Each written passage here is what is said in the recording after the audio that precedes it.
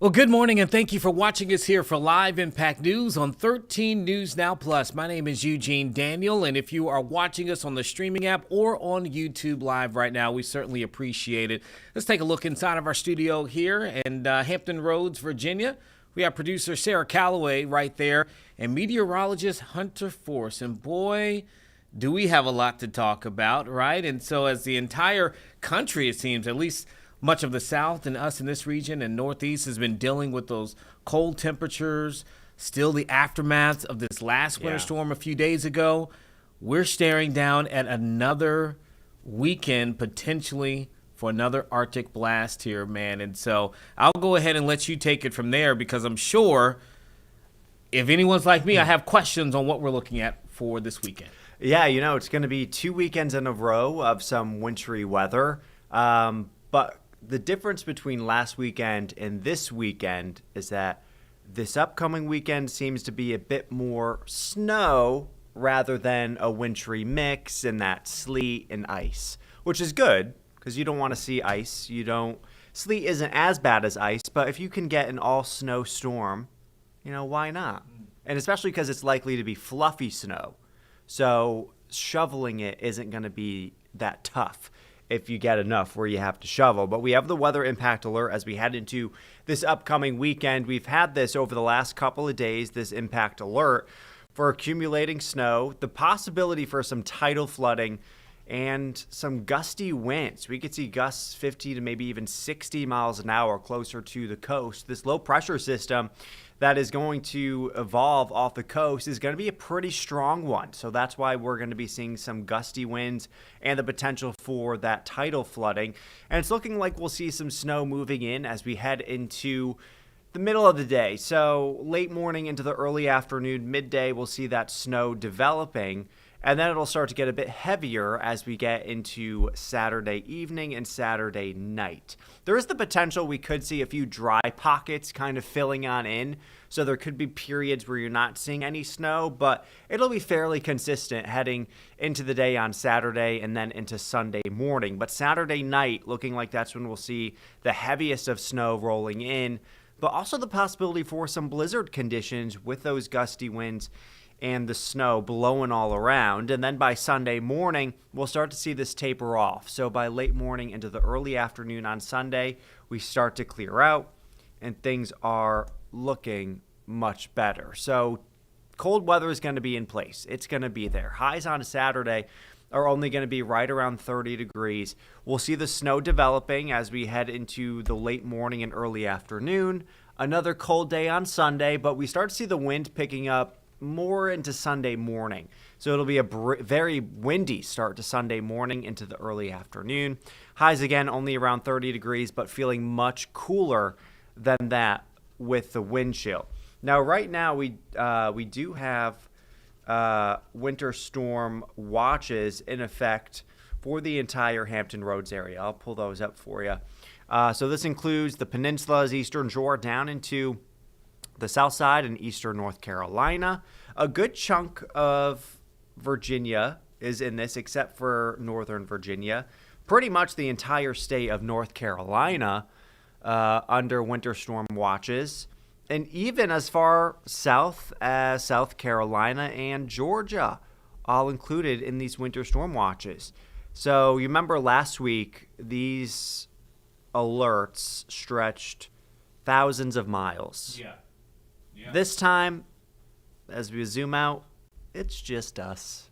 It's just Virginia, North Carolina, and South Carolina, and a little bit of Georgia and some parts of Tennessee. So it's not this giant cross-country storm like we saw last week. It's going to be a storm evolving off the East Coast, which is why it's only going to affect people along the East Coast, especially us here in the mid-Atlantic. So that's for Saturday and Sunday for the potential to see some snow, gusty winds, and tidal flooding. Now, there is the potential to see a little bit of mixing, especially in areas around the Outer Banks. It's not going to last the entire time, but in the beginning, you could see a little bit of rain and sleet mixing in. And then as we head into late Saturday and Sunday, we see that transition on over to more snow for you guys. So we could time this out here on the Euro model. We could see a few light flakes Friday night, but other than that, most of us dry. It's not until Saturday morning we start to see snow showers moving on in. Not going to be super heavy at this point, but we could see some heavier snow by the early afternoon. You'll notice a few dry pockets, around Rocky Mount where you're not seeing any snow falling down. That's a potential. We have that potential to see that here heading into the afternoon and evening, or maybe not dry pockets, but some much lighter snow at least rolling through. So I don't think it's going to be, heavy snow from start to finish. We're going to see on and off snow, moderate at times, light at times, heavy at times. But certainly heavy Saturday night, especially down in eastern North Carolina in the Outer Banks into Sunday morning. And then by late morning and early afternoon, we see this rolling out. So 12, 1 o'clock. And this also aligns with the GFS now. The GFS, the last couple of runs had this model leaving a little bit later Sunday evening. So late Sunday, they had the system rolling on out, but now it's more aligned in the Euro where the snow is kind of moving out late Sunday morning into the early afternoon. Now here's a look at some snow potentials. Now again, this is the GFS and the Euro. This will go up and down over the next couple of days. We'll see changes, but what I want to point out is that the numbers are kind of opposite of what they normally are. Normally we see higher totals towards the north and east, or north and west, excuse me. So, Tappahannock, West Point, Richmond, Newport News normally sees, the higher totals, and then it comes down getting into the south side, especially closer to the coast, and especially down by the Outer Banks. But this time around, looking like eastern North Carolina, the Outer Banks could get in on heavier snow totals than everywhere else. Some places seeing double digits according to these model runs. I'm not going to say that's out of a realm of possibility, but numbers will go up and down the next couple of days. But this is, again, just to give you an idea of what we could expect Saturday into Sunday. So more in eastern North Carolina, maybe 5 to 7 around the south side, give or take, and then again less the further north you go. So up towards West Point, Richmond, Tappahannock, not seeing as much snow because that cutoff is right around that area of the snowfall. So let's take a look again at the wind gust potential. It's going to be breezy as we head into Saturday and especially on Sunday. So Saturday afternoon, gusts 20 to 30, maybe even 40 miles an hour Saturday night. And then by Sunday morning, it really starts to pick up, especially in the Outer Banks. Close to 60 mile per hour gusts are possible, 40 to 50 closer to the coast, even 30 to 40, 45 in areas inland. So it's just going to be a very windy start to our Sunday morning. Could there be the potential to see, a blizzard warning? That could be a possibility. We'll see if they issue one of those, but it's not out of the realm of possibility for at least some areas around here. So we'll see if they issue one, but right now just under winter storm watches in our area. But as we take a look outside, though, right now things aren't looking too bad. Plenty of sunshine. It's been a frigid start to the day. It's been cold the last few days, only in the mid to low 30s. And we're going to stay that way for a while. Even over the next 10 to 14 days, temperatures are going to be staying below average. So let me ask you this, Hunter, because a lot of thought and questions from even viewers and people. We've had these conversations internally about the work that you all do as meteorologists, which we're so appreciative to have such a great team here at 13 News Now. When you look at a storm system potential like we're currently expecting for this weekend, and you compare it to last weekend. Not in the size. We know that is a major difference here about where the storm could hit and how many states it spans. This past weekend was massive, right? We know that. But in how you as a meteorologist go about the process in prediction, are there any changes in how that storm would have been approached versus maybe this winter storm is approached based upon the models, based upon timing? I don't know. But does that factor in at all in how you even approach the prediction of what could happen? Yeah, last week, that storm system, there was a lot more agreement with the models. So the confidence level was higher on kind of what was going to happen with that storm system. I know a week before it hit, the models went a little crazy with the snow totals, of course. They were insane, yeah. They were insane. But after a day, they leveled out. We kind of had the same scenario each and every day after that for a good chunk of time, and it pretty much ended up, how it was supposed to be. I think the snow totals were a little bit less off towards the north, but, around the south side, we ended up getting around an inch of snow in some areas, which was expected for this area. So the confidence level was a bit higher with that system. This one, the models are in less agreement. They're getting a little better. The Euro and the GFS are getting a little bit better, especially with timing, coming in Saturday morning, leaving Sunday morning and early afternoon. Snow totals are a little different, but not terribly different with the Euro and GFS. But there's one model like the Graph, which is our in-house model, more high-definition model. So you can only go a couple days out with this model. But with the latest run, it is so different compared to the others. Not as much snow. Not even nearly as much snow, not even close, and just, a few flakes flying around for the south side off towards the north. More for the Outer Banks, a couple of inches for the Outer Banks with this model. But it's much different than the others. So when you have a lot of inconsistencies with the models, you don't have high confidence.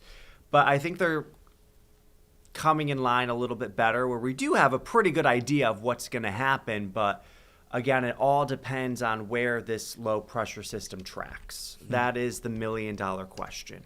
If it tracks closer to us, we'll see more mix, less snow. If it tracks a little bit further off the coast, all snow, more snow, Goldilocks zone, if you like snow. And then if it's too far off the coast, you'll see like the fringe of the snow, and you won't, of course, see as much snow totals. And I think that's important for people to kind of realize, because they don't understand fully the process that you all go into, right? You got the different models, you have the science and the prediction, all of these things that you all are factoring to give people a chance to be prepared. And that's really what it's all about.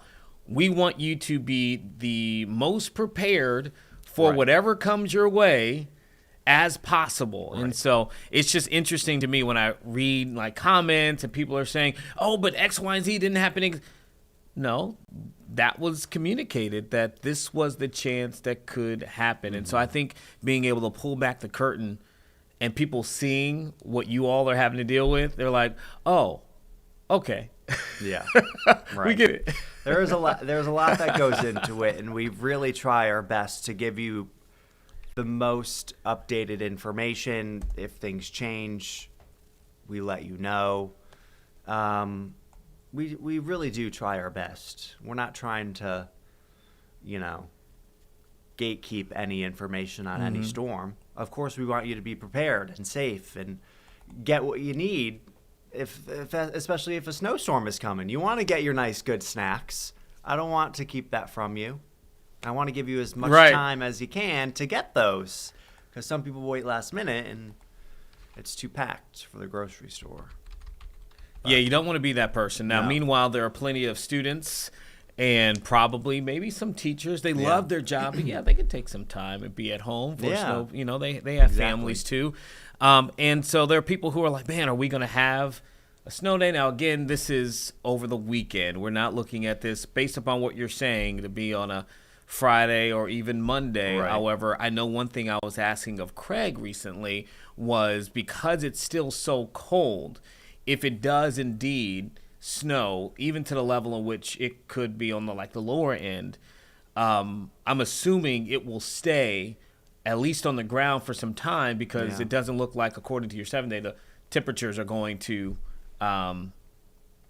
warm up enough for it to kind of melt away. Yeah, we're going to stay well below average even after this storm in the low 30s. So it's going to take a while for it to melt. And especially, on the back roads where maybe you're not seeing all the plows going by or they're not as treated as well as the main roads. I mean, look, even today, there were still schools that were delayed from the last storm we had. So it's just something we'll have to watch as we go throughout the next couple of days. Okay, Hunter, and we're getting closer and closer. I'm not going to lie to you. Selfishly, for me, I'm like, do I want it to snow again? I don't know.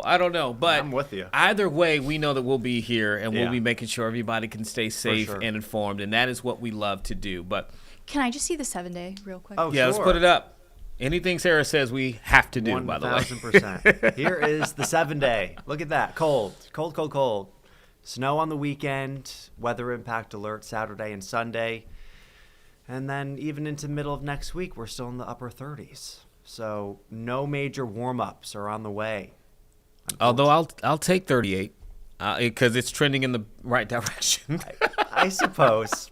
It's trending. Okay. Listen, right. A positive is a positive. A win is a win. A win is a win. A win is a win. Oof. Oh, man. Okay, Hunter, we appreciate you. And remember, you can always find more from our team of meteorologists simply by downloading the 13 News Now app. You can get it on your phone or a tablet for free at any point. You can also catch Craig Moeller, our meteorologist, in Daybreak. And Hunter and others will sometimes be on it as well for the Weather Desk. That's right here on this platform, 13 News Now Plus, from 9 until 9:30 weekdays, so Monday through Friday. Is there anywhere else, Hunter, that people can find content specifically from you guys? I know they can follow you on socials. Social media, YouTube. Okay. You can Google. Yeah, we can do that. Um, And give your social really quickly for people who are listening in. My Facebook is at meteorologist Hunter Forst. Okay. Instagram at Hunter Forst. Okay. HUNNER FORST. Yes, that is a big difference. But listen, there are so many ways you can make sure that you're locked in and you are most prepared for what could come our way just in a few days. But for right now, we got to take a quick break, and we'll be right back. Just about 2 minutes or so. We'll have more here for Live Impact News.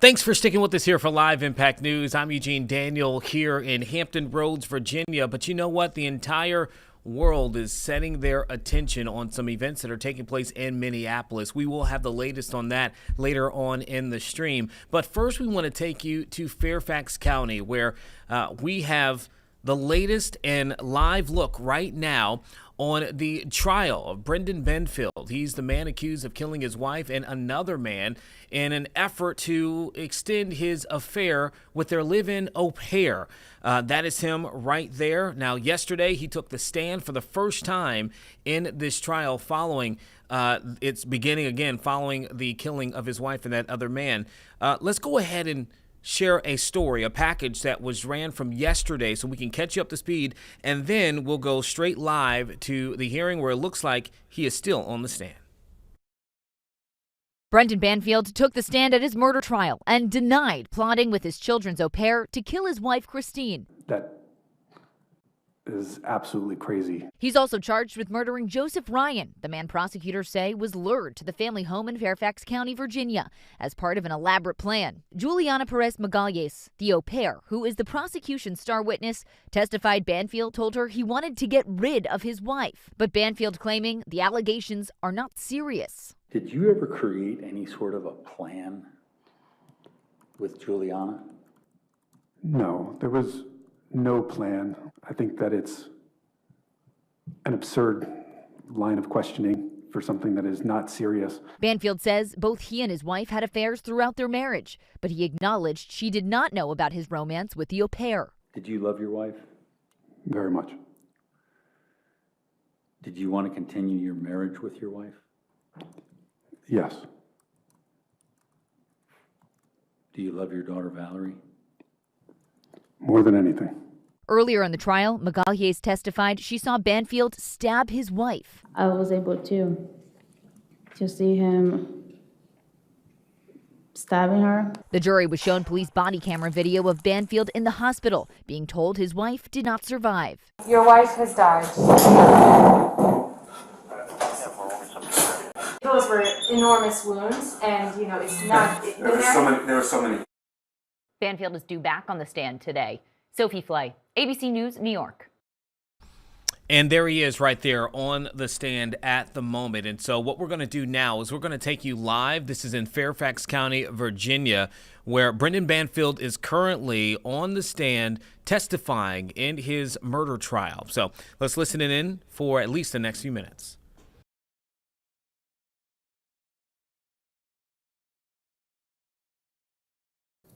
Okay.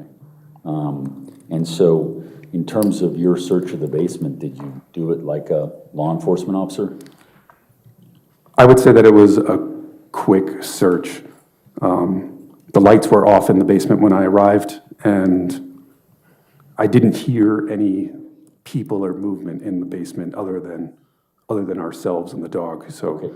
I wouldn't say, I didn't go into like the bedroom closet in the basement or check behind the shower curtain. I didn't do things like that in terms of a search. So, but I did, I guess, walk the main room. There wasn't anyone by the couches. There wasn't anyone by my desk, things like that. Okay, and were those all in the open area? Yes. And did you look into any of the other areas? I mean, other I than did. I did open the bedroom. I did open the bedroom door that's in the basement, and I also didn't observe anyone there. Okay. So you whatever concern that caused you to do that you didn't have that any further, correct? I did not have further concern that there was someone else in the basement that shouldn't be there. Okay. So what, if anything, did you do next?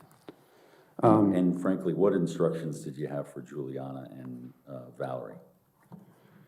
So I instructed Juliana, well, actually, Valerie looked nervous.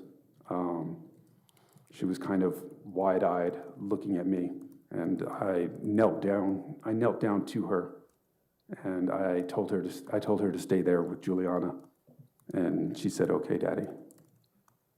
And so at that point, when you were in the basement, was there anything that caused your concern level to change from when you previously testified that you were outside? It bothered me that the dog was in the basement, as she's not normally there. But I guess I was glad that she was in the basement at that point with Juliana and Valerie. Valerie loves Lily a lot and spends quite a lot of time with her. But it was also weird that, going back to Lily, it was also weird that Lily's food bowl was in the basement, and it was spilled all over the floor. I think that also shows that Lily was in a bit of a frantic state. And so where would Lily normally eat her food? Her dog bowl is always in the living room. Her dog bowl is always in the dining room, where there's placemats for the dog on the floor, and that's where her water and food bowl are. Okay, you're listening to Brendan Banfield, who is currently on trial for the murders of his wife and another man, again, allegedly in an effort to continue a longstanding affair with their live-in au pair. We're going to have much more from the trial and more live looks and listening into him testifying this morning on the other side of this break.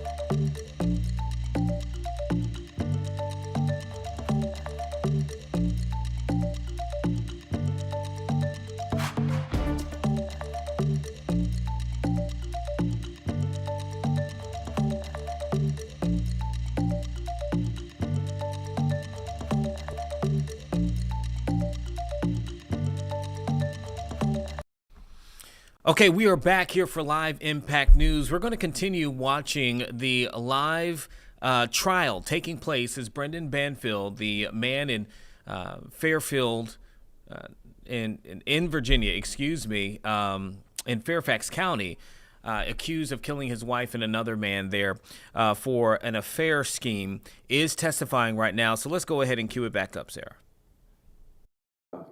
Half bathroom, so that I could see into the living room and the kitchen area, of which I did not see anybody. Okay, and was that a full search or just in the moment? I guess I walked past the kitchen table, and I walked past the countertop, and also looked in the dining room. So I would say that I looked on the main floor of the house. So you didn't see anyone on the main floor of the house? No. Did you hear anyone? While I was looking on the main floor of the house, I heard sounds from upstairs. Okay. And what, if anything, did you do at that point? I moved closer to the upstairs. I moved closer to the upstairs stairs, to the stairs heading upstairs, but still on the main floor of the house. Okay.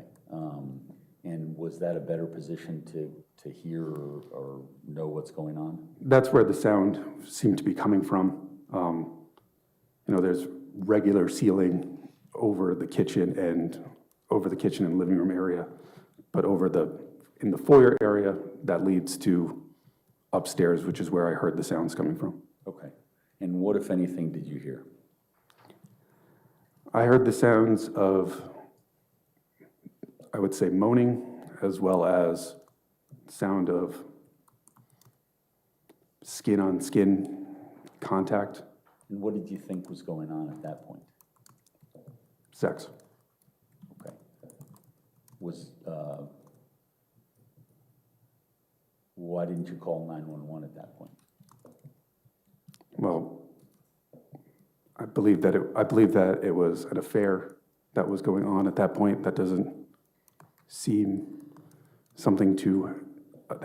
like an emergency for the police to be involved in, was my thought at that moment. Okay. Now, what were you thinking at that point when you decided what that was? I guess I was emotional at that point. While Christine and I had affairs, we had never seen each other with anyone. No one was ever caught in the act or anything like that. Hearing what I thought was sex was upsetting.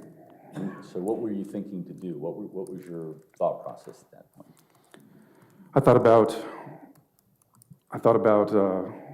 just getting the lunches and giving them to Valerie and Juliana and having them leave. I thought about just ignoring the situation and going to work and dealing with this after work, hopefully when no one else is there. I thought about how Christine had just taken off the day before because she was originally supposed to be working on the 24th. And I thought about, well, this seems to be why. I thought about, well, maybe this is why she took off on the 24th. Okay. Because I didn't know that she took off on the 24th until the night of the 23rd. So what made you stop from your initial thought of leaving and getting the lunches and letting Juliana and Valerie go to the zoo? I guess as my mind was kind of racing in this moment, the sound, I guess, sounded like it changed to me.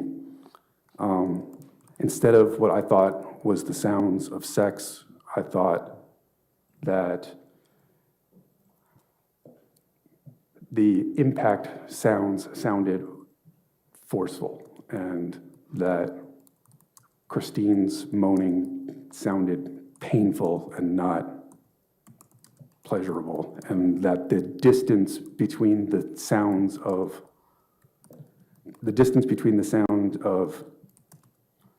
the skin-on-skin contact sounded too far apart for sex, and I thought that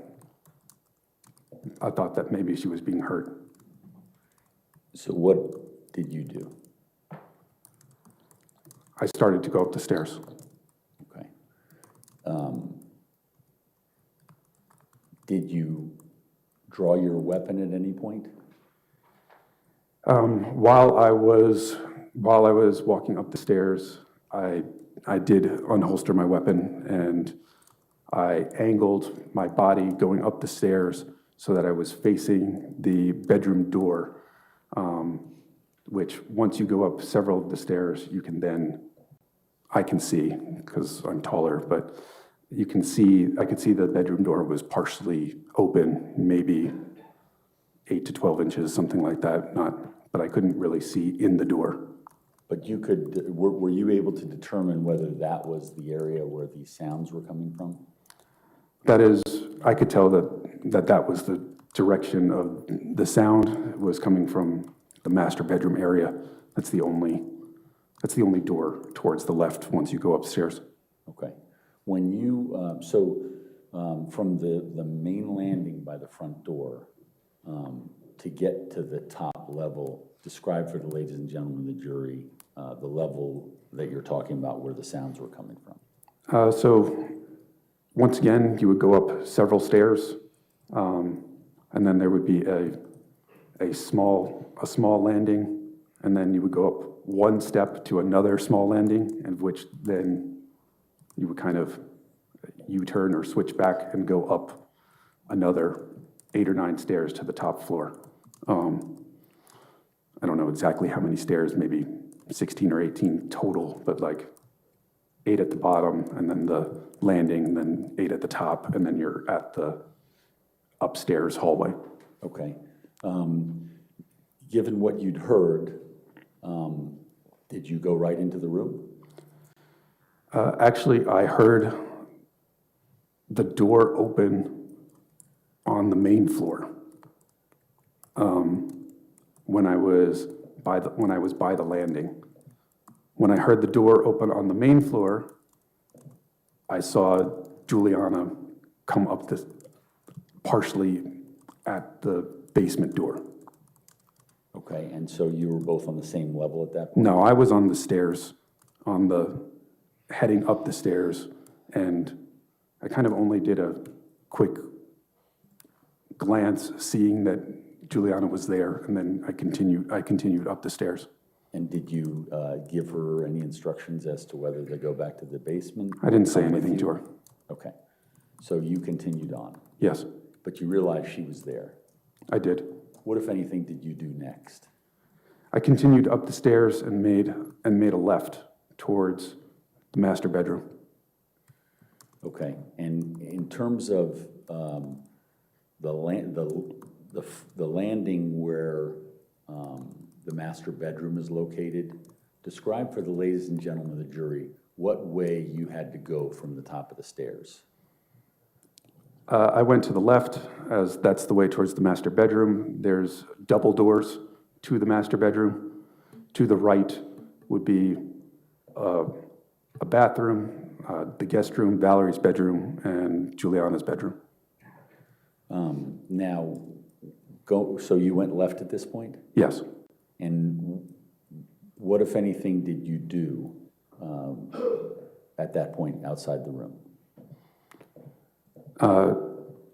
Outside the room, I headed towards the door, and I pushed the right of the double doors open with my foot.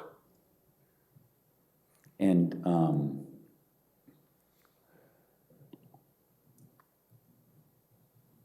did you otherwise have something in your hands? Yes, I had my firearm in my hands. Okay. And when you pushed with your foot, which foot was it? My right foot. Okay. And were you able to see or hear any more when you did that?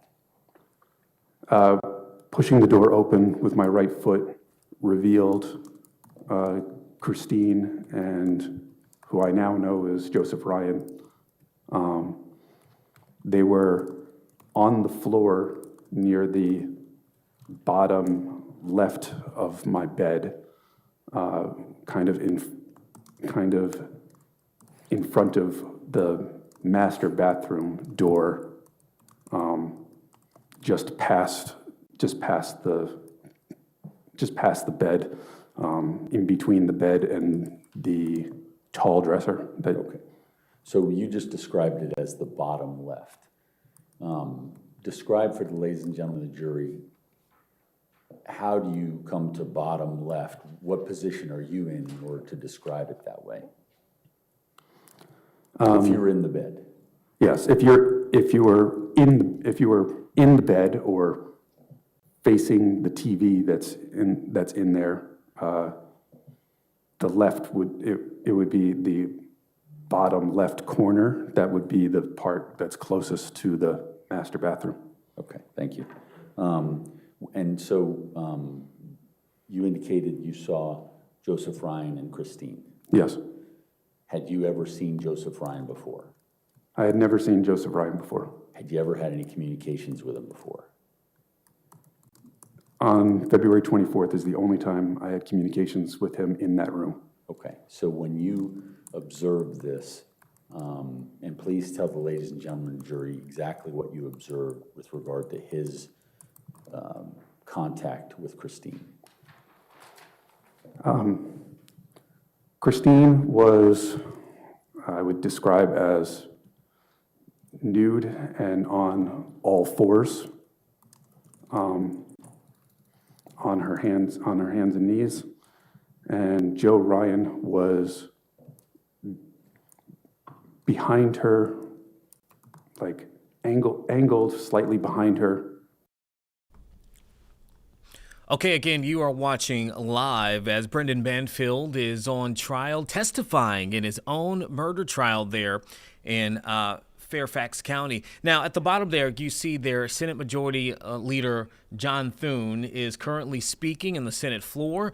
This as senators have a very big vote coming up tomorrow when it comes to government spending. If they can't agree upon it, it might be another shutdown situation in the government. So we're going to go to another break. On the back end, we're going to have much more from both of those situations here on Live Impact News.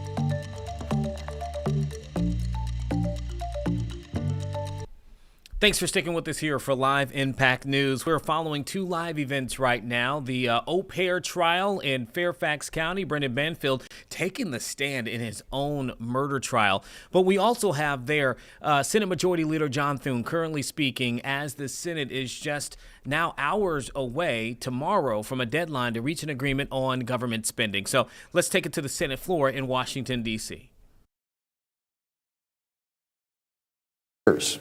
And when those children turn 18, that money, thousands or tens of thousands of dollars, will be tax advantaged and can be used for education, to start a business, or to buy their first home. In short, Mr. President, Trump accounts will help the next generation get a head start on their American dream. And for children born between 2025 and 2028, the government is offering an initial $1,000 investment in Trump accounts. We've also seen similar activities from philanthropists and matching commitments from various companies for their employees. And a number of those initiatives were announced during yesterday's Trump Account Summit at the White House.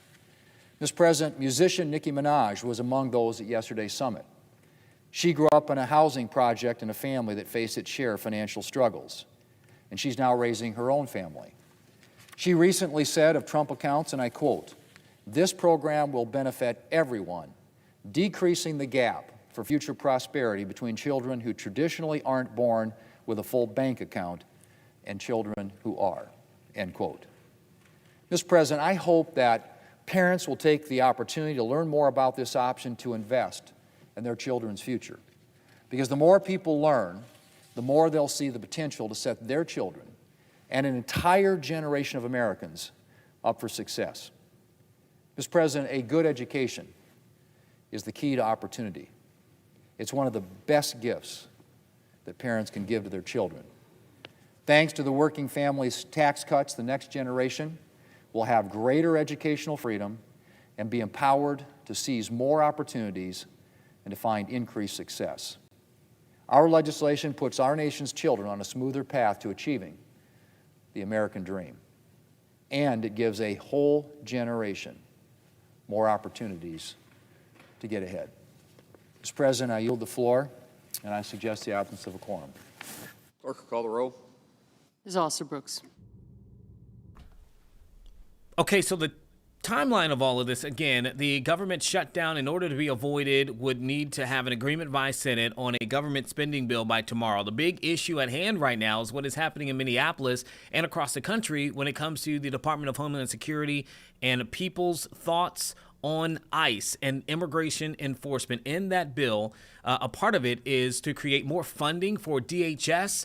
Well, certainly after the latest shooting that has taken place in Minneapolis of Alex Preddy, there have now been concerns that have been raised by both parties, but mainly Democrats and those in the Senate who say they cannot vote to give more spending to what is happening right now by DHS and the operations that have happened across the country. So will that be a sticking point for Republicans and Democrats in order to pass this spending measure? And will that lead to potentially another government shutdown just off of the heels of the longest one, in American history just at the end of last year? So that is one of the things. But what he was just talking about, I do believe, Sarah, are the Trump accounts. We told you yesterday and showed you live for that day-long summit in which the president spoke about this initiative that the Trump administration is rolling out for children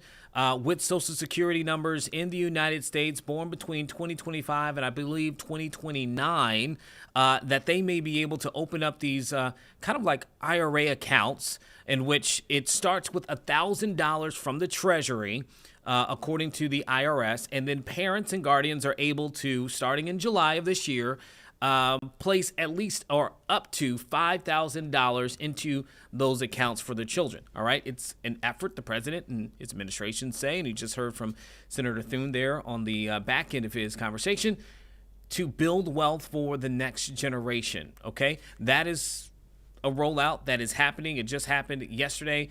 Timing of it all with IRS tax season now beginning. That's the context kind of what he was talking about. He mentioned Nicki Minaj, who was there on the stage with President Trump for a brief period of time yesterday, offering her support for the program and then also for the president. But I just wanted to give that as we get more people who come up to the stand there in the Senate floor, I should say, we'll go back and forth and try to get some more thoughts, particularly with everything that's going on right there in D.C. and across the country. But we do want to head back to Fairfax County, not far from there in D.C., where we have the trial happening live. Very rare that you would have somebody who was on trial for murder. In this case, Brandon Benfield, that man accused of killing his wife and luring another man through a fake website and then killing him in order to extend his affair that he has admitted to on the stand just yesterday with the live-in au pair. And so he's talking now, and so we do want to go back to that because we do believe that this is certainly something of relevance. So we'll go ahead and take live Brendan Benfield, who is currently testifying in his own murder trial. Yelled or moaned, or both, and it seems that she went to her left, my right a little bit, Okay. Now, when she yelled or moaned, what did that indicate to you? I thought that she was being injured, being stabbed. Did you see him stab her? It appeared that he was putting forward movement towards, or it seemed that he was putting forward movement towards with the knife, but I couldn't see Christine's neck or face really at that point. Her hair was in the way. Okay. So if you can, explain for the ladies and gentlemen of the jury why it was you couldn't see Christine's face or her neck. Christine's hair was, I would describe as kind of wild at this point. Not normally it's brushed and straight, or, well, not really. I mean, it's still curly, but, you know, it's more kept. It was kind of large and frizzy at this point, and I couldn't really see very well. Okay. And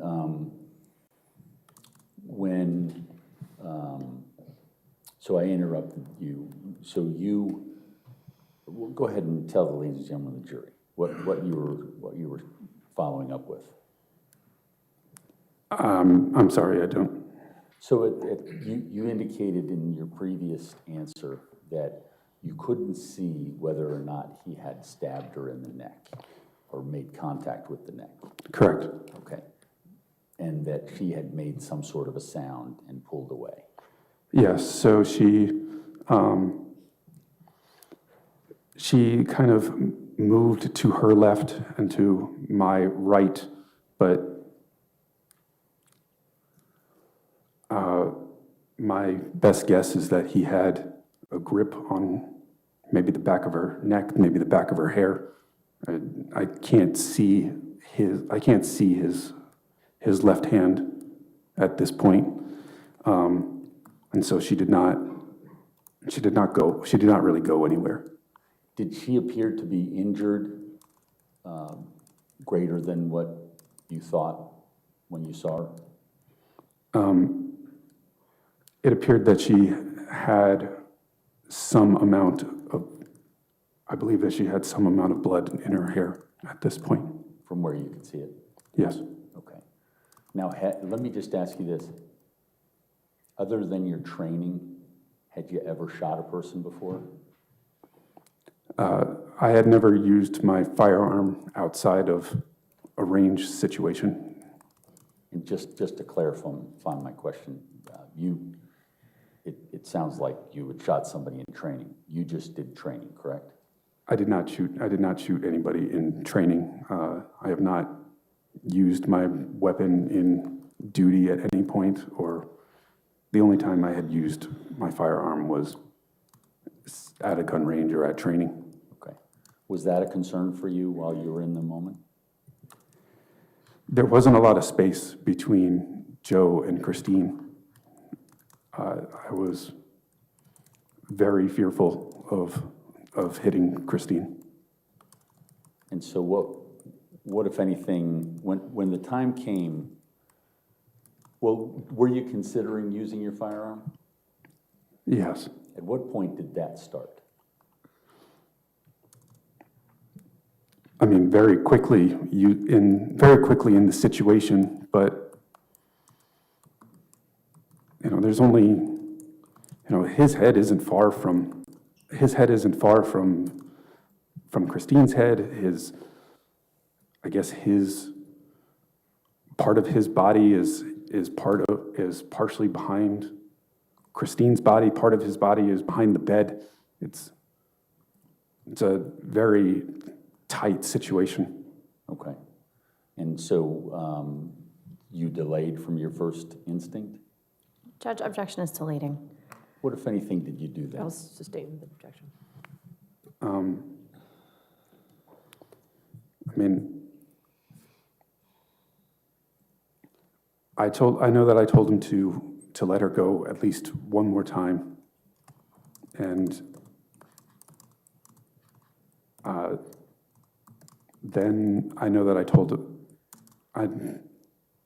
him that he was going to be under arrest. Okay. I missed that at some point he asked for me to leave, and at a different point he asked for himself to leave. And what did you say to those requests? At that point, that was when I told him that he was under arrest. Okay. Can you explain to the ladies and gentlemen of the jury what, if anything, took place that caused you to discharge your firearm?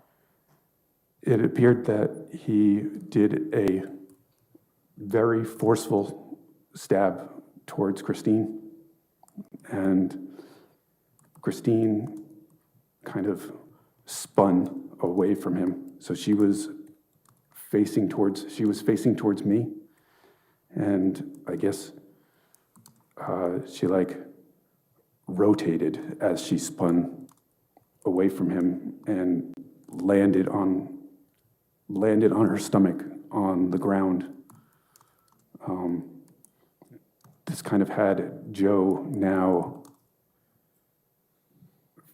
like on his knees, kind of facing Christine, of which I saw him do a downward stabbing stroke, and that's when I fired at him. Okay, we do have to take a quick break, but you were hearing the moments that Brendan Banfield says that he alleges took place the moment he walked in and says that he found a man, Joseph Ryan, stabbing his wife there. Again, prosecutors are saying a different story happened here, that Banfield and the live-in au pair, Juliana Magalhaes, lured Joseph Ryan to that home using a fake profile impersonating Banfield's wife on a BDSM website, and then killed the two in that moment, trying to frame Ryan for attacking his wife and Banfield acting in defense. We're going to have much more on this on the other side of this break. Give us a quick 2 minutes for a quick break. We'll be right back.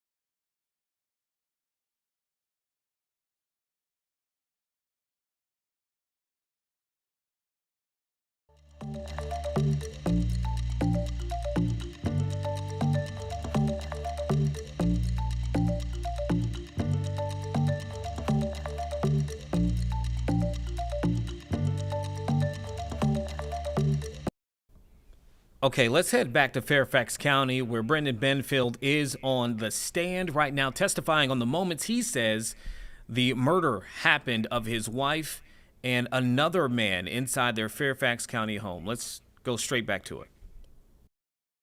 Moved it from the area around him, how far was it from Joe Ryan?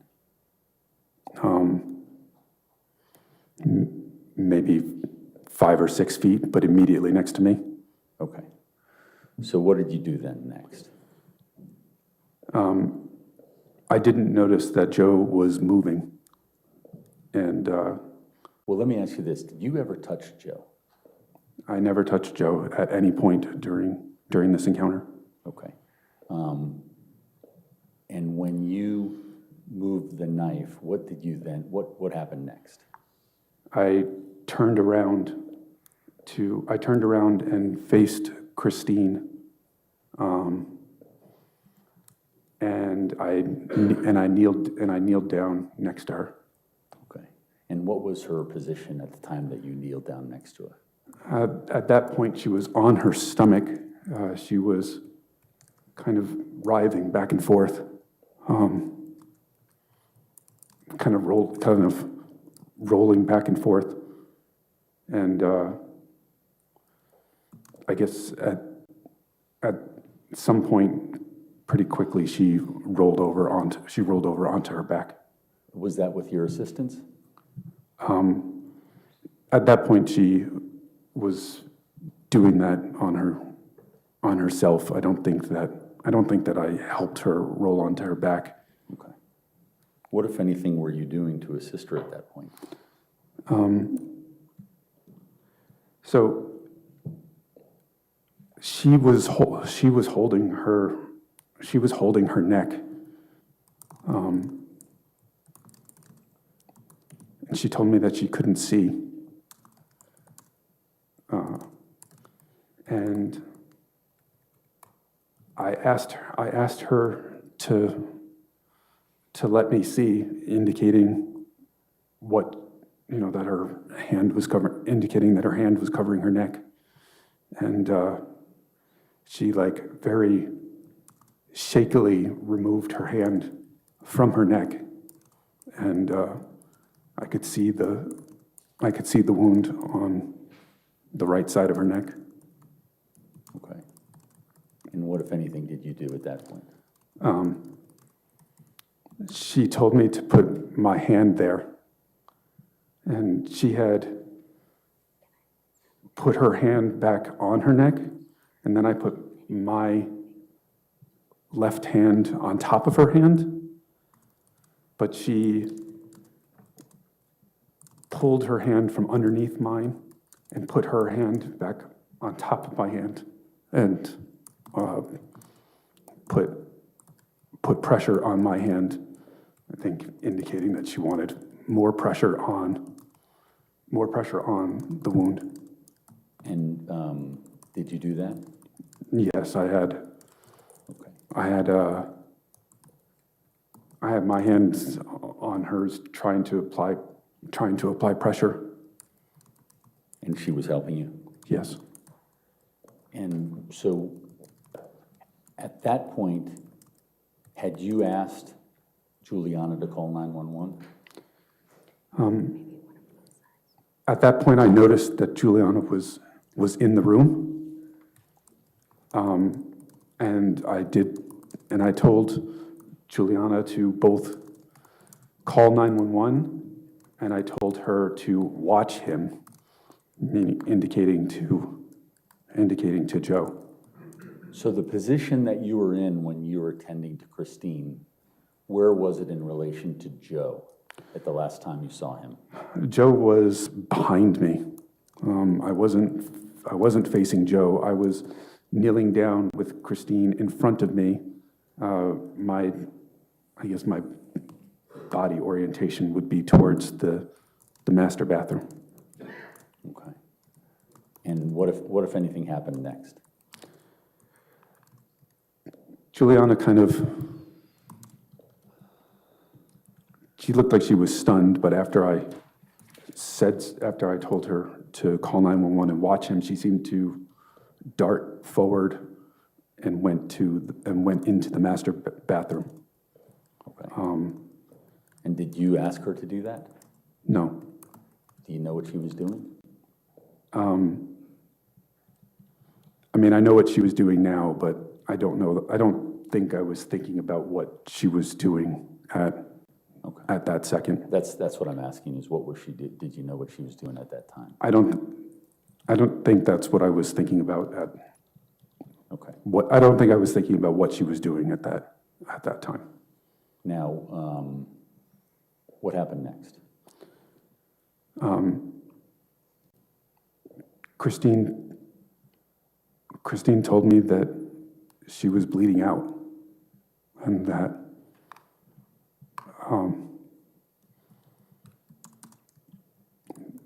she was sorry and that she loved me. And what did you tell her? It was at this point that there was another shot. And I looked up and I saw that Juliana had my other firearm. And I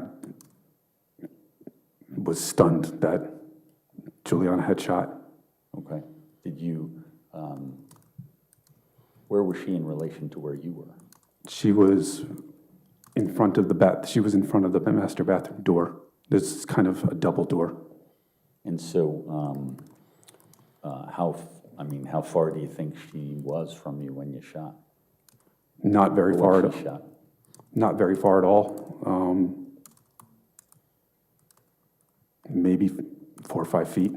Was there any indication as to why she shot prior to shooting? I didn't hear her say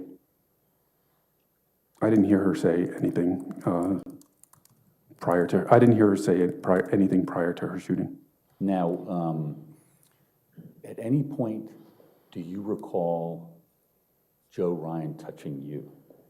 So this was at roughly the same time as the shot. I don't exactly know. If I would assume maybe almost simultaneously.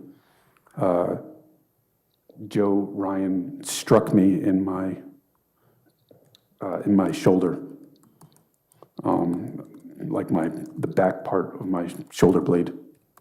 And did you see him do that? I did not see him do that. How did you know it was him? Well, he's the only person behind me. There's no one else. There's no one else behind me. And after you felt that, was that when Juliana shot?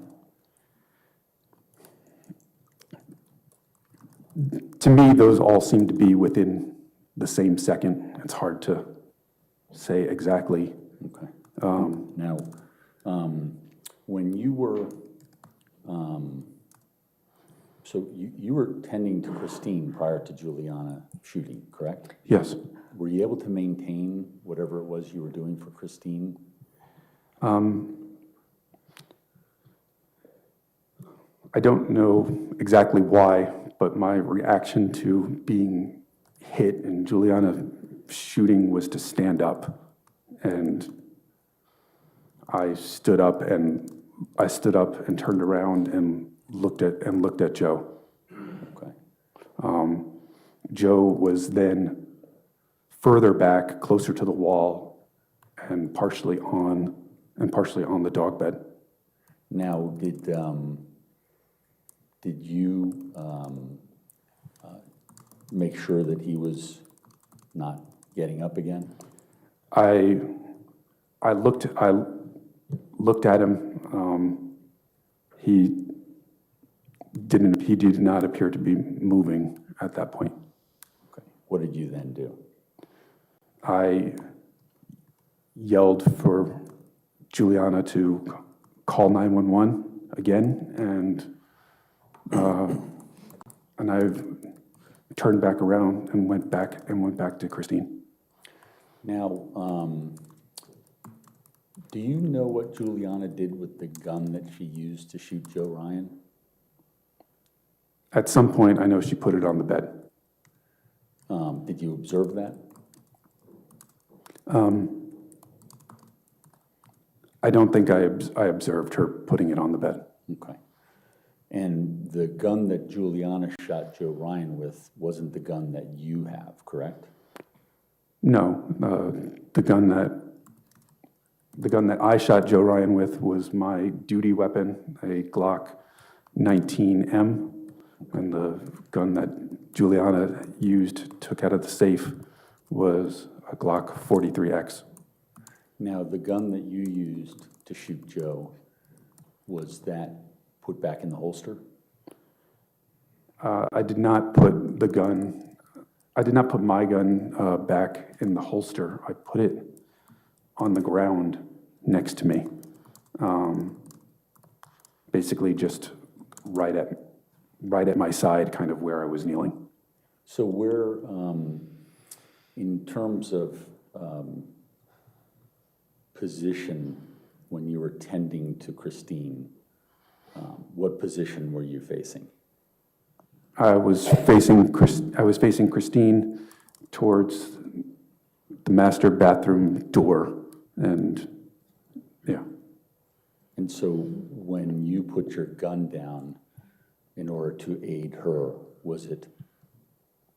to what direction did you put the gun down? I put it to my right, so it was in between me and the bed. And to the best of your recollection, do you know where it was in terms of in relation to the corner of the bed? It's pretty close to the back left corner of the bed. There wasn't too much space between me and the bed at this point. And can you just tell the ladies and gentlemen of the jury, in terms of time that morning, after you put that gun down, what did you do? Well, when I put the gun down, that's when I had originally started aid to Christine, and that was when I asked her to show me the wound, and then we had kind of both put our hands on the wound. Okay. Now, did there come a time when you instructed Juliana to call 911? I had instructed Juliana to call 911 at least twice. Okay. And did there come a time where you realized that, when you were wondering what was going on with 911?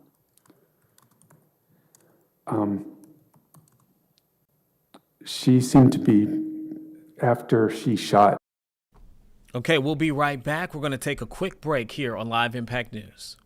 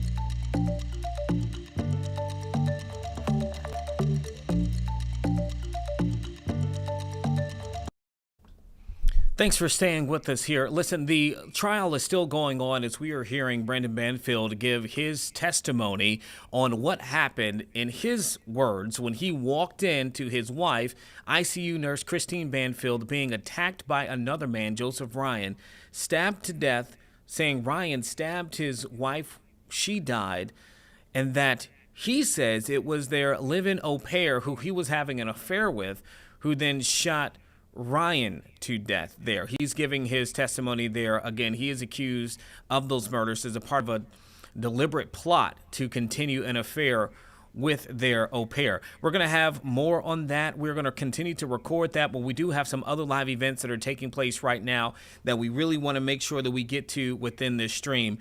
And a lot of it right now dealing with what is going on in Minneapolis, Minnesota. Some new information we just got here into the newsroom within the last few minutes.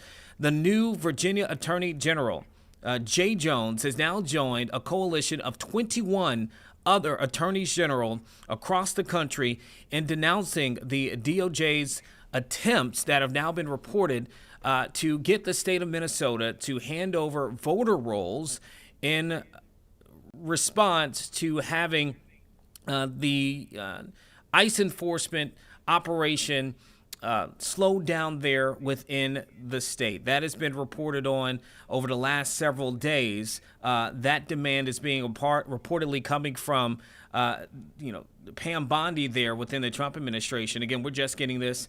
Attorney General Jones putting out a statement saying Virginia honors our highly skilled law enforcement agencies to protect our communities and uphold the Constitution, saying he's deeply concerned about the tactics and strategies employed by the federal government in other states that have cost lives and put others at risk in the name of immigration enforcement. This announcement coming out as we're getting the latest there in Minneapolis with the border czar from the White House, Tom Homan, meeting with Minnesota and Minneapolis officials just within the last several hours, and then also speaking this morning with President Trump saying that he went to the state in order to work with the local leaders to figure out a solution to the rising tensions that have come with this immigration enforcement effort, the largest in DHS history, with thousands of ICE agents there on the ground happening over the last few weeks, which has now resulted in 2 shooting deaths at the hands of ICE agents and another shooting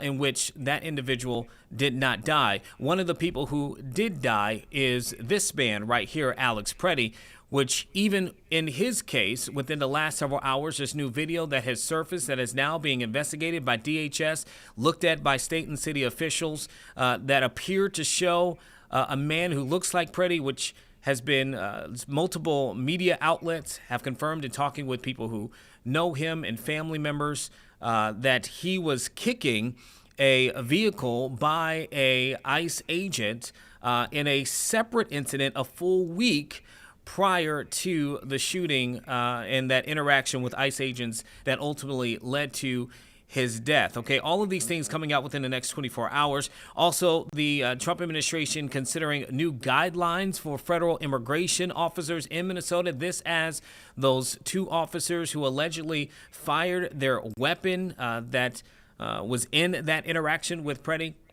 have now been placed on leave outside of the agency at the moment while they continue to investigate this situation.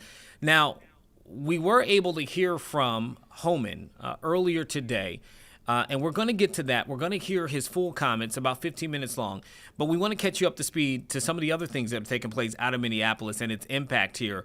So we have a package, I do believe, from ABC News. We're going to play that, and then after that, we're going to take you to the comments by the border czar, Tom Homan. This morning, many Americans demanding answers after the shooting death of VA nurse Alex Preddy, as President Trump faces growing backlash for his immigration crackdown. Border czar Tom Homan at a news conference this morning saying he's met with the governor and local leaders in Minneapolis, adding he expects their mission to improve because of changes they're making internally. No agency or organization is perfect. President Trump and I, along with others in the administration, have recognized that certain improvements could and should be made. That's exactly what I'm doing here. It comes as new video appears to show Alex Preddy 11 days before being fatally shot by federal immigration agents. Kicking a federal vehicle, agents are seen tackling him to the ground and he walks away, a gun visible on his waistband. Family and friends gathering at a candlelight vigil Wednesday night at a makeshift memorial where Preddy was shot and killed by ICE agents. Multiple sources tell ABC News the two agents involved in the shooting death of Alex Preddy are on administrative leave, which is standard protocol, according to a Homeland Security spokesperson. Minnesota Governor Tim Walz speaking to the president. What the White House wants is for these scenes on the streets to stop because it's tanking their approval ratings. Here in Washington, the New York Times reporting President Trump and Senate Minority Leader Chuck Schumer appear close to reaching a deal to negotiate new restrictions on federal immigration agents. Democrats have threatened to partially shut down the government by blocking funds for Homeland Security amid outrage over the fatal shootings of Alex Preddy and Renee Good by federal agents. Democrats are demanding new rules on warrants and personal identification, and they want to ban agents from wearing face masks. As for that potential deal between President Trump and Senator Schumer, the Times reports the deal would separate Homeland Security funding so that Democrats can approve funding to keep other federal agencies running. Nicole D'Antonio, ABC News, Washington. And we were able to catch the moments in which Border Czar Tom Homan spoke to the press just earlier today, about 15 minutes or so. He gave remarks and answered questions. We're going to go ahead and play that as much as possible here so you can hear directly from him. So God bless this great nation. God bless Minnesota. We can do better. And I think your local and state leaders meeting with me, we made some significant gains, significant coordination and cooperation, and you're going to see some massive changes occurring here in this city. Thank you. Can you clarify the rules of engagement are? Hold on, right here. Thank you so much, Mr. Homan. Giovanna Delorto with the Associated Press. Based on how you have described these changes in the mission, can you be more specific about the objectives of Operation Metro Surge? If what you have described changes the parameters for interior enforcement only in Minnesota or also in Maine and other places? And finally, when would you consider that those objectives will be achieved and this operation will end? Or is it in terms of agents on the ground, in terms of who you are targeting for arrests? The withdrawal of law enforcement resources here is dependent upon cooperation. Like I said, one agent arresting one bad guy in the jail means less agents on the street. We have some agreements. We got more to talk about how we're going to implement those agreements. But as we see that cooperation happen, then the redeployment will happen. Look, target enforcement operations should happen across the nation. That's what we've done for decades. And with target enforcement operations, I've done many of them. It just makes it safer for everybody. When we know exactly what we're looking for, what is his criminal history, what is his immigration history, where's he live, is he in an apartment complex versus a house, has he got a known record for having weapons, it's safer for everybody. Then we know what type of resources we need to go. And it just makes this operation cleaner, more efficient, and it's proven less violence when we know exactly what we're getting into and we can take the necessary precautions to keep everybody safe. Some of the operations that I've been involved in, we know there's children in the house based on surveillance. So we know you got to be a little bit different when you go into the house because there's going to be children present. So target enforcement operations, the way we've always done it, I think we got away from a little bit. And we're going to make sure we do target enforcement operations. And look, and I will say it again, we are not surrendering our mission at all. We're just doing it smarter. Shimon Prokopez from CNN. Mr. Homan, how did we get here in terms of you had Greg Bovino, who was the face of this immigration operation, the mission, as you say, to having border patrol agents in the interior of this country, stopping U.S. citizens, asking them for ID, creating this fear in places like Chicago and now here. And then finally, it took really the death of Alex Preddy for us to get here. How did that happen? Who made the decisions to allow this kind of operation to proceed in this way and to create such fear? Well, look, the Border Patrol, last 4 years under Joe Biden, we had an open border where 10, 12,000 people a day are coming across the border. Border Patrol got overwhelmed, which means we sent thousands of ICE agents down there to help deal with that humanitarian crisis, to help secure the border. Now we have millions of people released in this nation, many unvetted. Now we got to find them. Before the big, beautiful bill, we had a total just under 5,000 deportation officers to look for millions of people, many in public safety threats. So yes, we needed Border Patrol to come and help on our mission now. And reason for the massive deployment is because of the threats, because of the violence.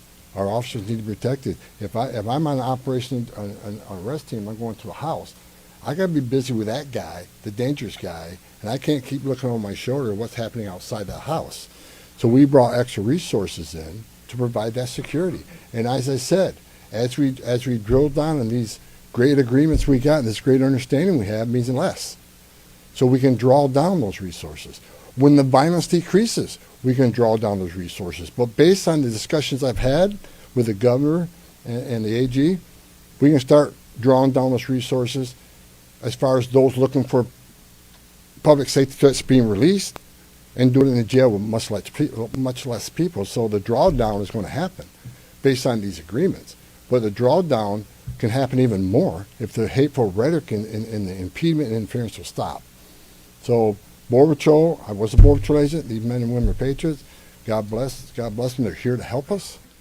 And the drawdown will come soon, depending on when this actually, I see this in play. But the agreements to have alone is going to cause a significant drawdown. So you're going to see a drawdown. Just on a personal, you've been doing this for 40 years. Just a Tom follow-up. Ben, go ahead. No. First off, Ben Berkbaum, Real America's Voice News. On behalf of the American people, I just want to say thank you to you and to all of the agents that are putting their lives on the line to go after the people that were allowed in the last administration. We watched that happen in the media, the honest media, covered up by many of the media that are behind me. We want to say thank you, and to all the men and women that are out there.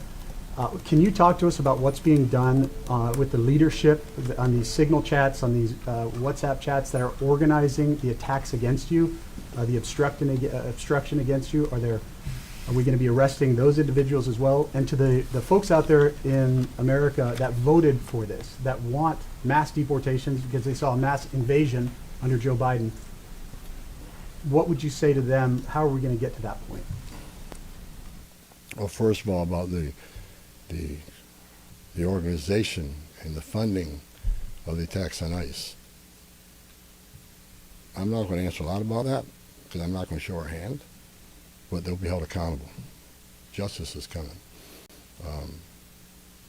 Again, we got to all remember why the questions from CNN, why are we here? What started this? 4 years of an open border, where millions of people are in this country unvetted. Remember, let's not forget, for 4 years we were told the border secure. 4 years we were told the border secure, and we all knew it wasn't. And I want this to be a positive thing we're doing here today. I also want to remember the politicians are continually attacking us. Where were they the last 4 years when the number of women, children, sex trafficking went all-time high? Where were they when 250,000 Americans died from fentanyl coming across the border? Where were they when women and children are dying making that journey? Where were they when over 4,000 families making that journey died? Historic record. Where were they? Not a word. Now we're just trying to respond to what happened the last 4 years and keeping this country safe. And we're arresting a lot of public safety threats, take them off the streets, which make this country safer. President Trump promised to make this country safe again, and that's what we're doing. But my 2.5 days up here, we made a lot of progress. I think everybody agrees on the criminal and public safety threats. They agree it's much safer and easier to arrest an alien in a facility than send a whole team out in the field that's going to draw anger, because now we got to send a bunch of people to do something that could have been done by one or two people. And I've said this for years. I have no ill will to anybody in Minnesota. All the people I talk to, we're never going to agree on everything. We have different philosophies and different opinions on immigration, but we all agree this is a way to go to reduce safety, reduce crime, not reduce safety, reduce crime and increase safety for our operations. More people in the jail means less people on the street. It's simple math. Sir, Lana Zach, CBS News. Everybody I've spoken with agrees that if somebody has a violent criminal history and is a fugitive, they don't want them as their neighbor. But when you're talking about a targeted operation, and are you talking about targeting people whose crime is coming to this country, or is it a more specific definition now? All operations will be targeted, but the prioritization are going to be criminal aliens, public safety threats, and national security threats. I've met with Marcos and his staff. We got a lot of them. We got a lot of them to keep us busy. So that would be our focus. So that is enough that's what, there is not going to be a focus on people who have no other crimes except for their status. If you're in the country illegally, you're never off the table. But prioritization doesn't mean you forget about everybody. So let me say this. If the message we send is you can enter this country illegally, it's a crime, don't worry about it. You can have your due process, show up in court, not show up in court, get ordered removed, don't worry about it. Unless you commit a serious crime, you're good to go. If that's the message we send to the world, you're never going to fix this problem. The most vulnerable people in the world will make that dangerous journey like they did under the Joe Biden administration. Over 4,000 aliens died making that journey. And again, a significant increase in sex trafficking. Because when they did that and opened those borders up saying, we're not going to detain you, we're going to give you free health care, we're going to fly you to the city of your choice, put you in a free hotel room, give you 3 meals a day, and give you work authorization, we're just going to bring you in. And when they did that, they sent a message to the whole world, you can come and do this. And what happened? They overwhelmed the men and women of the Border Patrol, where many days 70% of agents were pulled off that line. 70%. You don't think the criminal cars had a field day with that? They created gaps for the cartels do their activity. And that's why you've seen the rise in fentanyl overdose. That's why you saw the rise in sex trafficking. The 2 million plus known gotaways, why did they pay more to get away? Why didn't they pay less, turn yourself in, get released within 24 hours? You get a free airline ticket to the city of your choice. We're going to give you a free hotel room, and we'll give you free food and free medical care. And you're going to get work authorization in 6 months. Why did 2 million people choose to pay more not to take advantage of that giveaway program? They didn't want to be vetted. They didn't want to be fingerprinted. That scares the hell out of me. And it does still. The Trump administration with ICE and Secretary Noem and Marco Rubio and the intelligence community, Tulsi Gabbard, we're all working together to try to identify who these people are. And we've already found many of them. But it's hard work to do. But there are national security threats walking this nation because of the last administration. And they are one of our main priorities, too. Thank you. Can you please be specific about how many ICE and how many Border Patrol agents are currently operating in the state? I think we're near 3,000. There's been some rotations. Another thing I witnessed when I came here, I'll share this with you. I met with a lot of people, a lot of the agents. They've been in theater. Some of these people have been in theater for 8 months. So there's going to be rotations of personnel. Hopefully less now that we have some agreements. Maybe we can make it more efficient and safe. But they've been in theater a long time. And so, there's rotations happen all the time to get people out here and go home, get some rest and see their families. Day after day, you can't eat in restaurants. Day after day, having people spit on you and blow whistles at you. Day after day, having all these threats at you. Day after day, having people trying to interfere with you. Day after day, they're human. So, we've got to rotate these people, and we've already rotated some. But my main focus now is drawdown based upon the great conversations I've had with your state and local leaders. Again, I'm not a fool. I'm not walking away without seeing this put in place. But I take the word of the people I met with. I think they're honest, and I think they're good brokers, that they want public safety protected, and they also want what's happening in the city to go away. And that's my goal. Last question in the back. Muller Newsmax. The new video of Alex Preddy is now circulating. Your reaction to that, and do you think law enforcement could have played a role if, like, let's say Minneapolis police were able to respond to that? Have those top law enforcement officials said they'll help or do anything to help these agents who are out here? I'm not going to comment on any of these shootings. I said from day one, I said on any of these shootings, as a career law enforcement officer, we'll let the investigation roll out, let the investigation play out, and let it go where it goes. I'm not going to come out and make any comments that I think is right, wrong. Do I have an opinion? Yeah, my personal opinion, but I'm not going to share that with you. I'm going to tell you, let the investigation play out and see where it goes. But again, the president, one of the words he said to me when I came up here, he said he didn't want to see anybody die.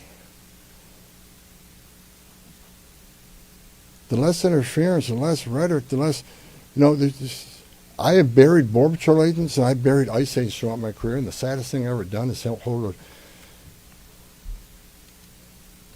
hand a folded flag to a wife or a child. I don't want to see anybody die, even the people we're looking for. I don't want to see anybody die. And despite what people think of Tom Homan, I say a prayer every night that everybody goes home safe. This isn't good.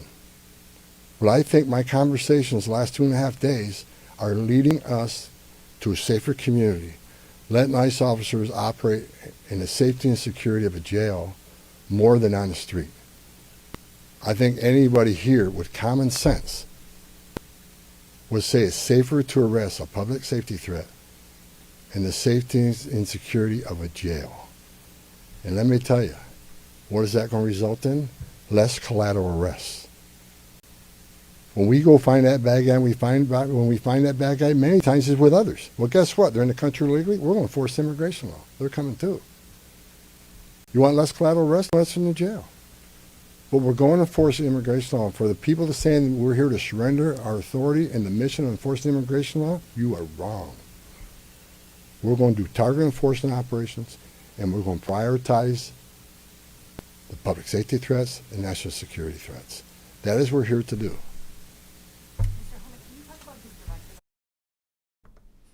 You heard it right there from the border czar, Tom Homan, sharing a lot in this press conference, saying that there will be a drawdown when it comes to the ICE operation there in Minnesota. Remember, this was all started, DHS saying that it was going to be the largest operation in the agency's history. Thousands of ICE officers then deployed into Minnesota.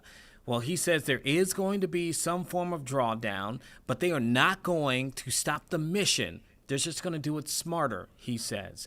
The conversations that Homan says happened with state and city officials there are going to lead in a direction of it being safer and better for not only the state, but also for the ICE officers and what they're trying to do. That's according to him. And you heard there the question at the end, his thoughts about Alex Preddy's death and the latest videos that have surfaced from a previous incident a week ago. He says he doesn't want to give his personal opinion, but he doesn't want to see anyone die.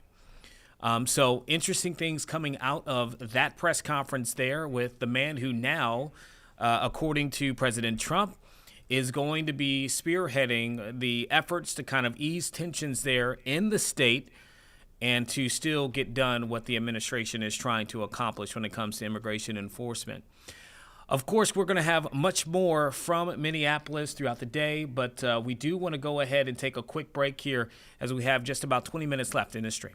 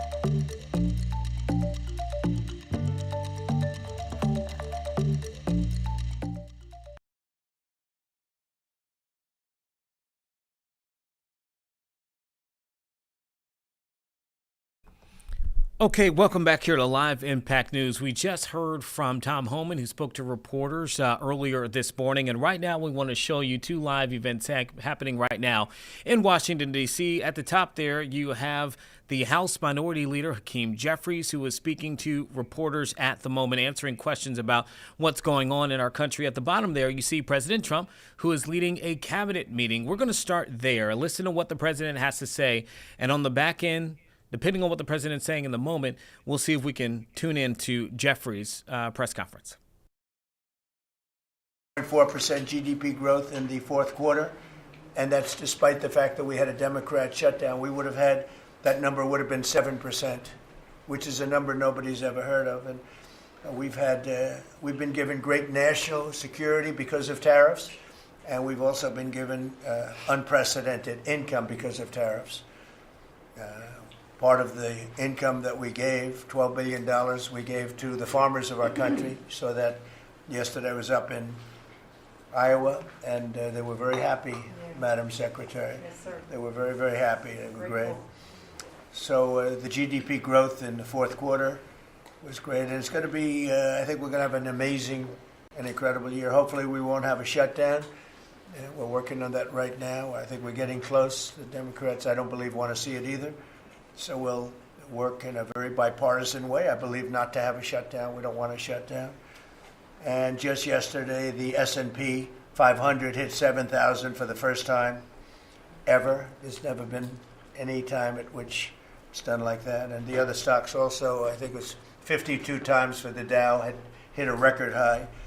but the 7,000 was not a number that was even thinkable if you go back a year ago. So S&P hit 7,000 for the first time ever. The stock market has set, it's actually 52, 53 all-time record highs since the election, adding $9 trillion in value to savings, retirement accounts, and 401ks. And I mean, everybody benefits, but we have record stock markets. Companies have never done well. And most importantly, if you think about it, after 4 years in which Biden got much less than $1 trillion of investment into our country, actually it was taken over 11 months, even though we're 12 months. In 11 months, we've taken in more than $18 trillion. So they did less than $1 trillion, Scott, in a period of 4 years, and we've done $18 trillion in less than 1 year. So there's never been anything like that. No other country has done those numbers, by the way, in history. 10 years ago, one country did $3 trillion. No other. We did $18 trillion. Is being invested now. Thousands of businesses, plants, equipment all over the country are being built right now. And they're going to be opening pretty soon. And when they open, you'll see numbers like nobody's ever seen before. The economy is doing amazingly well. I wish the press would report it, but people are finding out. They're seeing it. It's coming. It's becoming pretty evident. It's hard to hide. Biden inflation, which is really stagflation, cost the typical family $34,000. Think of that, $34,000. But after 1 year, growth in real incomes is outpacing inflation by more than $3,000 under Trump. So one cost $34,000 and one made $3,000. That's a big swing.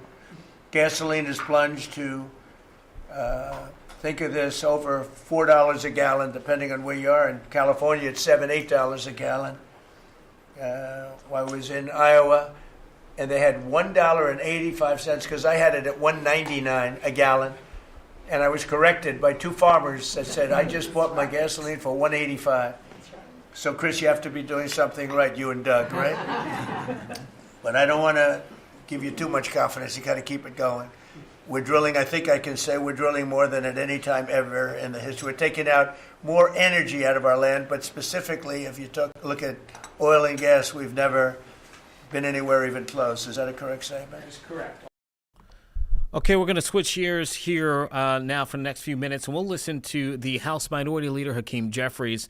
Again, all of this, and you heard the president kind of alluding to it at the beginning of what he was just saying there, as the Senate now in their hands has a government spending package that they will have to make a decision on whether or not they're going to agree and pass it, or if we could potentially see another government shutdown, which I do not think either party wants at this time. But let's go ahead and listen to House Minority Leader Hakeem Jeffries, who is currently taking questions from reporters. Conducted independently by the Department of Justice or by anyone closely associated with the Trump administration. They have no credibility to investigate anything. These extremists lied after 2 Americans were killed in cold blood, called them domestic terrorists. Stephen Miller said that Alex Preddy was a would-be assassin. Even the NRA is up in arms as it relates to the malignant lies being told by this administration.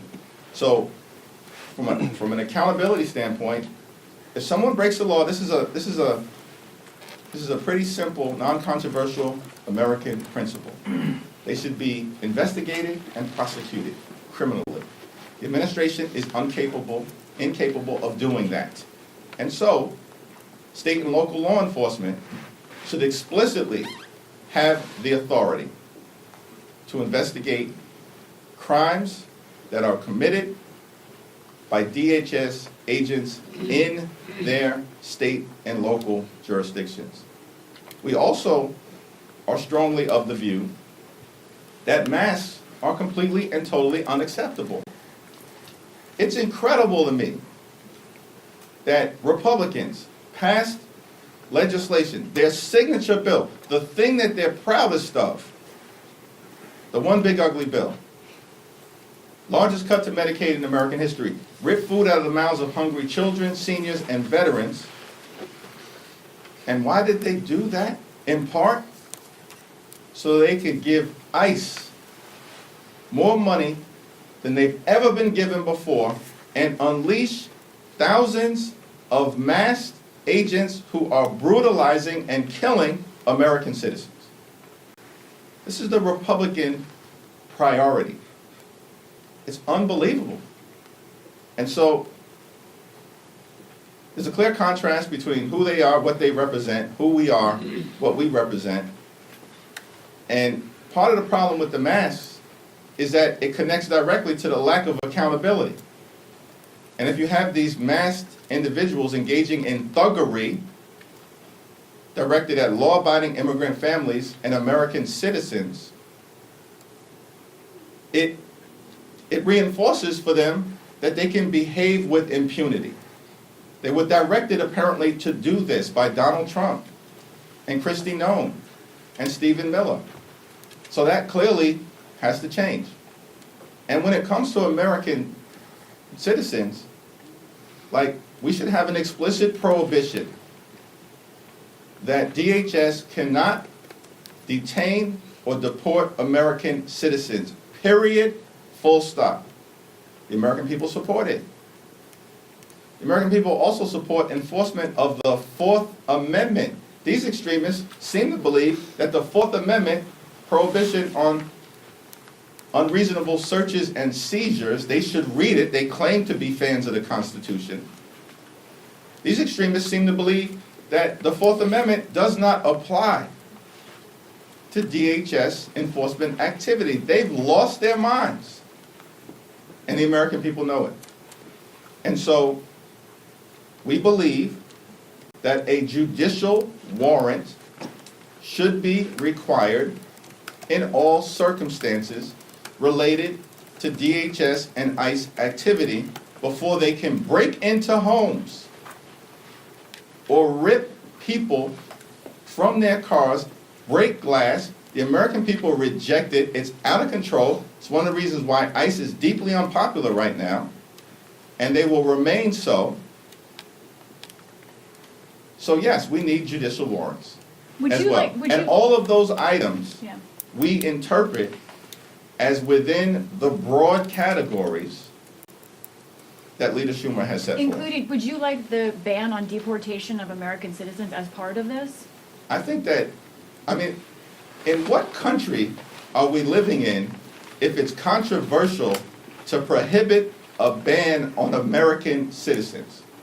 That shouldn't even be a discussion. Is that a yes? You want Of course that? it's a yes. Okay. In what country are we living in where ICE and DHS have free rein to detain and deport American citizens? That's inconsistent with the Constitution. And so, if the extremists don't get it, it should be made explicit. Bovino has left Minnesota. Noem is scaling back operations in Maine. Tom Homan is taking a more active role. Tom Homan was appointed by Obama. Do you see this as an improvement to the situation? Not necessarily. Remains to be seen. When you talk to the speaker, have you gotten any kind of assurances that he will seat whoever the winner of the Texas special election is in a timely manner to avoid a repeat of what happened with Adelita Grijalva? I think that point has been made explicitly clear to Speaker Johnson and to Republicans that we can never have another Adelita Grijalva situation again, beginning with the victor of the special election connected to Texas's 18th congressional district. Thanks. Sir, there is concerns from some among your party that a CR would allow ICE to continue operating the way that it's been operating. I wonder whether you share those concerns and how you plan to address them, if that is the path that Senate Democrats take. We haven't evaluated any agreement that comes together because there's no agreement that has come together yet. But dramatic changes need to occur as it relates to the way in which DHS agents generally, and ICE specifically, have been conducting themselves. Taxpayer dollars should not be used to brutalize American citizens. to kill the American people or to violently target law-abiding immigrant families. And so any agreement that comes together in the Senate will have to evaluate in its totality, including as it relates to if there is to be a continuing resolution, it cannot be endless and it cannot be long. And that's the most that I'll say about it right now. All right, those are the words there from House Minority Leader Hakeem Jeffries. He is speaking a large part about the efforts by Department of Homeland Security and ICE, what we're seeing in Minneapolis, what we're seeing in other states in the country, and his issues in which the way the Trump administration has handled immigration enforcement in this last year that they have been in office. Now, as he is speaking of that, you heard him asked about border czar Tom Homan and what he thinks about his involvement now in creating some kind of deal to de-escalate things there in Minnesota. He says it's yet to be seen, but you did hear from Homan. We played that press conference that he gave earlier today for you, in which he says there is going to be a drawdown coming, but they're not stopping their efforts. They just want to do it smarter and work in more collaboration there with the state and city officials. Now, the other big thing happening in D.C. that all kind of encompasses this, right? We are looking at the Senate floor at this present moment as they are discussing this government spending bill and whether or not they are going to agree to pass it with the necessary votes to keep our government funded. And if they do not, we could be staring at another government shutdown with the deadline being tomorrow. The reason why all of this comes together is a part of the current spending bill involves more money for the Department of Homeland Security. And since these shooting deaths at the hands of ICE in Minneapolis and all the focus and attention on them, you've seen Democrats in the Senate, including the Senate Minority Leader Chuck Schumer, say that they cannot support more money for DHS's efforts right now. So we're going to continue to follow that. But for now, that's all the time we have for Live Impact News. Thank you for joining us on YouTube and on 13 News Now Plus. There will be another stream from 1 until 3. But next, you'll have 13 News Now at noon. Have a good one.